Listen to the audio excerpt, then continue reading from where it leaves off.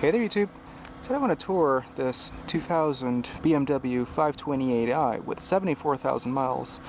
This one is known as the E39 generation. I've done a 540 not too long ago of this generation 5 Series. This was my favorite generation, still is. It's a baby 7 Series, only far simpler and of course more compact, but just about as comfortable. Back in the day, the other competitor was the Mercedes E-Class. Obviously the E-Class wasn't as sport-oriented. It was more sought after by senior citizens as opposed to the 5 Series, which pretty much caught the attention of the youthful folks who have a decent chunk of life ahead of them. 225 55/16s and of course the rear disc brakes. And looking back, as mentioned, it just looks a lot like the 7 Series and even the E46, which in my opinion was the last of the classic BMWs. This one's obviously missing the 528i badge. It just has the I, so BMW I. The trunk, pretty large. It is a bit on the narrow side, but it's very deep and tall. The spare tire should be under here. The full-size spare with its wheel. Jack stored to the side. Pull this over here and you'll find the rather large battery, and in the other side we'll find the 6-disc CD changer. Has its magazine. But again, another look at the trunk. You have the toolkit up here for any roadside emergencies, just all the essential tools that you'll ever need. Sometimes previous owners forget to put some of the tools back, and there's a set of pliers missing in here. Traditional BMW styling in here. Everything shifted towards the driver, from the climate control, radio, shifter, everything. You can see not so much to the passenger. The adjustments to the seat right there, all the thigh support you'd ever want. It does not have extensions. Backrest. Materials are excellent throughout the door panel, very cushiony. The door pocket, memory seating up to 3 settings. Auto up and down functions for the windows, power mirrors, and of course the window lock. And what appears to be a little coin holder. Yep, rather chitsy. I don't know how long that'll last. Door chime shuts off after a while, so it won't continue annoying me right now. This is to dislatch the hood and the trunk over there. Ooh, that's just a no-no. The key is not in the right way. The car will still start, but then your thumb will be pressing the buttons. Anyways, this is to unlock the car, lock, and dislatch the trunk. There's no panic button. BMW enthusiasts know that the proper way to hold the key is pressing the backside and inserting it that way. Not this way, because then you'll end up mashing all the buttons once you turn the key in the ignition switch. So just watch, like so.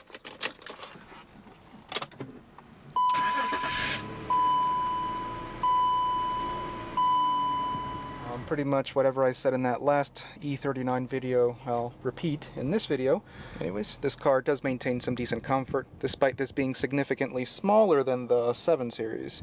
The seats are very comfortable, bolstered nicely on the sides. The bottom section seeming flat, it's actually very supportive as well. I have all the thigh support I would ever want, so I am not really missing the thigh support extensions, but it would be a plus if it were there. Lots of legroom, but the transmission hump is a little bit on the fat side. It's not that intrusive, and I'm still very comfortable in here.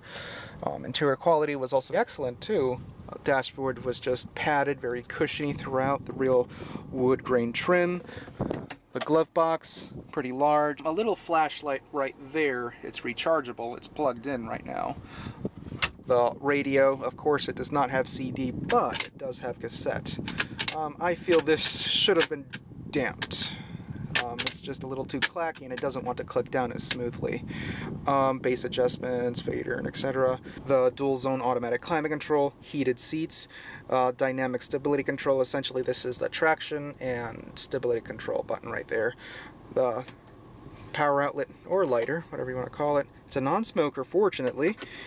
The cup holders, which the Germans just never mastered those days. It's just recently that they're beginning to get the hang of it. This one works. Fortunately, you can see the ring is complete right there as opposed to this side, which is broken. This Beamer utilizes a 5-speed automatic as the manual shift mode right there. Up, down, you can see the positive and the negative. One little cool feature are the reverse mirrors. Once the car is in reverse, the mirrors tilt down so you can see the curb. The hazards, power door locks, little ashtray. You see how the ashtray pops up like so. There we go. Little cubby right there. Center console, it's padded on the sides, but it does not flip up. It just slides forward, at least. You have the little tray, of course. Steering wheel's nicely thick. It's leather wrapped. You have the radio adjustments right here. Cruise control, heated steering wheel. And again, this is the on and off switch for the cruise control. Intermittent speed wipers. The fog lamps placed up here was a BMW thing those days. The panel dim function, just rotate that wheel. The turn signal lever, and you have the menu controls right there, so you'll have distance to empty, just about everything you want, average MPGs. The steering wheel tilts and telescopes electrically, this lever, and the headlamps. One thing that does annoy me is the position of this AC vent over here. Right now I have it adjusted all the way to the left, and I can't feel the air blowing to my face. It still blows past the right side of my face, so that's not a very clever location. The sunroof, open it up. Pretty quick. Tilted as well. Those shit handles, they're not damped, surprisingly.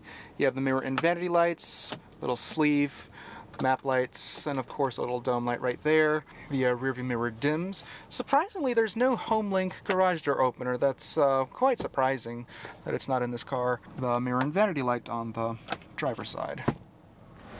I'll show you the back seats. Materials to carry over. The little ashtray right down there. Seating position is very high. Armrest is just one hunk of armrest. It's just so thick. And the reading lights above on the pillars. This car does lack legroom in the back seat. You can see my leg is just cramming onto the back right now, and I have the seat adjusted to where I prefer. But if you're under 6 feet tall, it won't be a problem. The rear AC vents in the back over here, and the cup holders are just as shitty. Please excuse my language, but it's just a reality. They're just that awful. It's just ridiculous how BMW and Mercedes couldn't master decent cup holders. I failed mentioning that the car has HIDs. I realized it after I powered on the headlamps. You can see the fogs down below. And this car utilizes BMW's 2.8 liter inline 6-cylinder engine. Has 193 horsepower, which wasn't bad at all. It's a very rev-happy engine, as all BMW inline 6-cylinder engines are. Push this thing past 6,000 RPM and it's just singing. I just love the way these engines sound in the upper rev range.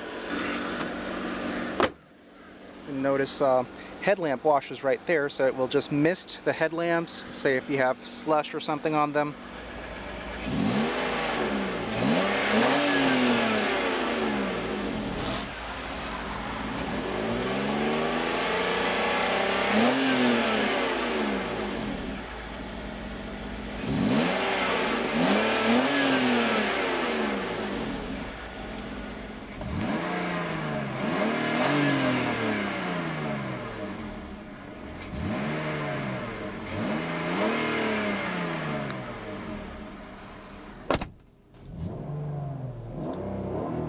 I think it sounds even better with the doors closed. Just listen to the engine and exhaust, and it's just such an awesome combo. I did fail to mention that there is a wagon version available, the 5 Series, and I do love those actually. I'd prefer it more than the sedan. Not only because they're sweet looking, but because they add lots of utility to this. I would also prefer the flavor with the 5-speed manual. It would so make my day if I run into an M5 with the 6-speed manual and V8 engine. That would just be so sweet. Anyways, hope you guys got a good feel of this 528i. So thanks for watching, and I really hope you guys enjoyed this tour.